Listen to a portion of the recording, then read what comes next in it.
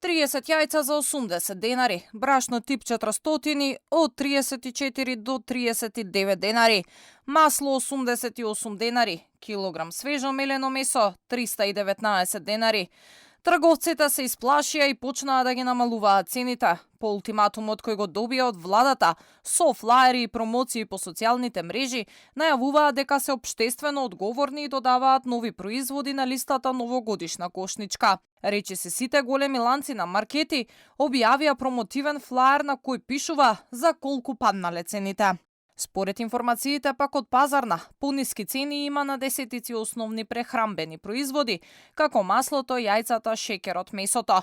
Од инспекторатот велат дека се пријатно изненадени од чекорот што го презале трговците и очигледно е дека пораката од владата дава резултат. Сепак ќе се чека финалната анализа од терен за движењето на цените.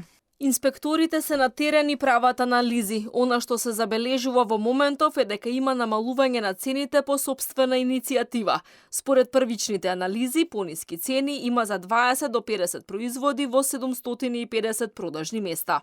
Рокот кој владата им го даде на трговците е до петок, а во спротивно им се закани со поригорозни мерки како замрзнување на цените или замрзнување на маржите. Пазарниот инспекторат прави анализа и како се движеле цените во изминатите 3 месеци. Согласно првиот договор помеѓу владата и бизнисот, акциската продажба треба да трае до 15 јануари, а на листата се над 1000 производи кои се карактеристични за овој период. Но се утврдило дека паднале цените на производите кои се на листата, меѓутоа на сметка на тоа скокнале цените на оние производи кои што не се. Да се почитува договореното порача и од Стопанската комора на Северозападна Македонија. Според нивните информации од терен, досега немало констатирано случај дека некој од членките на комората не се придржува кон договореното.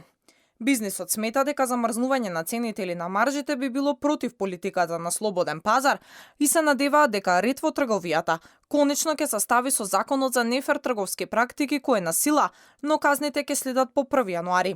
Во моментов трае периодот на мониторинг и прилагодување на трговците кон законското решение, а според информациите од Министерството за економија, во овој период откако законот стапи на сила на крај на октомври, биле утврдени 26 нефер трговски практики.